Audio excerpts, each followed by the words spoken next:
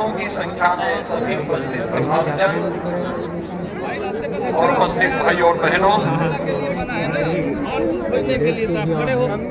स्वर्गवेद महामंदिर धाम के आज कार्यक्रम आप लोग यहीं खड़े हैं, जाम तो होगा। काशी के लोकप्रिय सांसद और देश के यशस्वी प्रधानमंत्री आदरणीय श्री नरेंद्र मोदी जी के कर कमलों से भी संपन्न हुआ है। इस अवसर पर काशी वासियों की ओर से, प्रदेश वासियों की ओर से और स्वर्गवेद महामंदिर धाम परिवार के से जुड़े हुए सभी श्रद्धालुजनों की ओर से मैं आदरणीय प्रधानमंत्री जी का हृदय से स्वागत करता हूं, अभिनंदन करता हूं।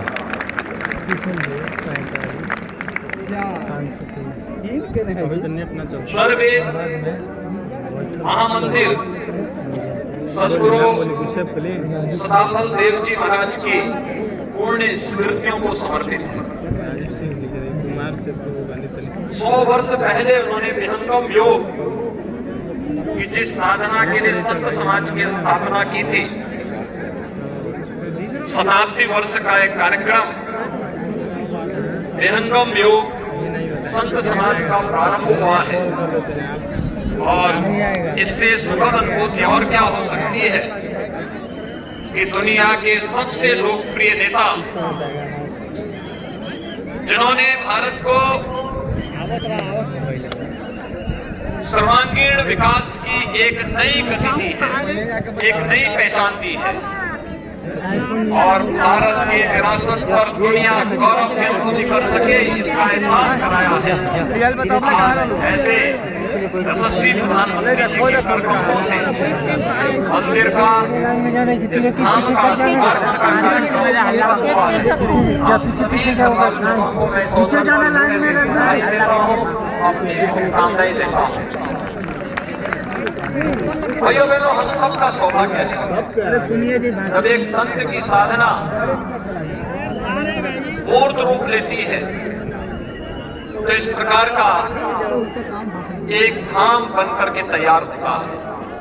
और यह सदगुरु सदाफल देव जी महाराज की उन संघर्षों का जिन्होंने देश की आजादी के लिए किया था, जिन्होंने उत्तराखंड के वर्णाश्रम के ऊपर शून्य शिखर पर साधनारत होकर के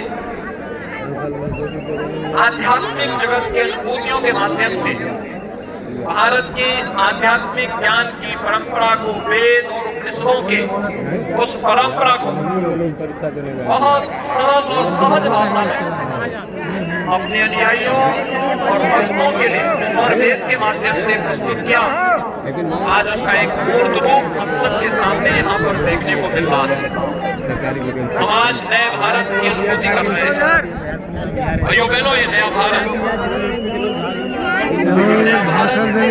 आदरणीय प्रधानमंत्री जी के नेतृत्व में दुनिया का मार्गदर्शन कर रहा है, अपनी विरासत पर गौरव की अनुभूति कर रहा है।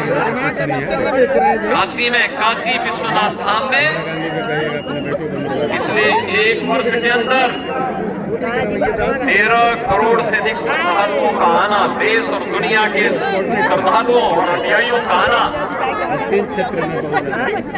पूरा देश की ओर भारत की विरासत पर योग की परंपरा हो।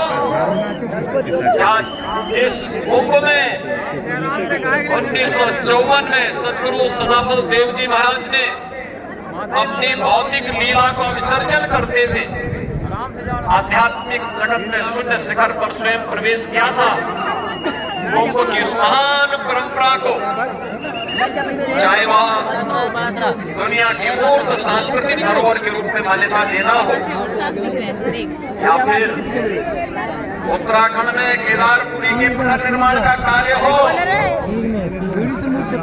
या महाकाल के महालोक के निर्माण का कार्य।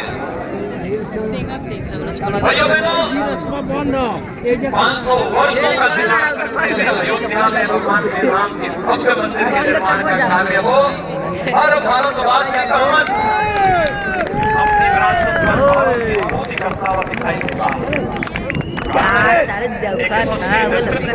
देश के वर्तमान में निरंतर अपनी पूरी ऊर्जा के साथ, संकल्प के साथ आगे बढ़ा करके बिना भेदभाव के पूरी ऊर्जा को देश के लिए, उन कार्यों के लिए समर्पित किया हुआ है जिसको लेकर के 1920 में सदगुरु सदाफल देव जी महाराज ने जेल की आत्मव्यवस्था। देखिए सामने है। आज हम सब उसी स्वतंत्र भारत के नागरिक के रूप में अपनी आजादी के अमृत काल के इस द्वितीय वर्ष में पूरी ऊर्जा के साथ आदरणीय प्रधानमंत्री मोदी जी के नेतृत्व में अपनी विरासत पर गौरव की अनुभूति करते हुए उनकी पुनर्स्थापना के कार्यों के साथ जुटे हुए हैं, सजे हुए हैं। आप सभी लाखों श्रद्धालुओं की यहाँ पे उपस्थिति इस बात का प्रमाण है।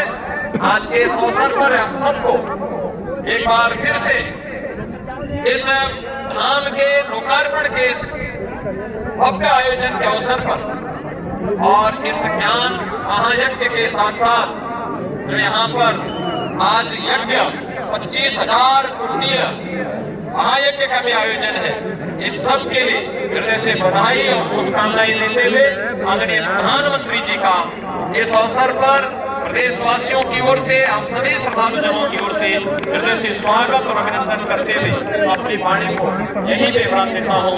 धन्यवाद। जय हिंद।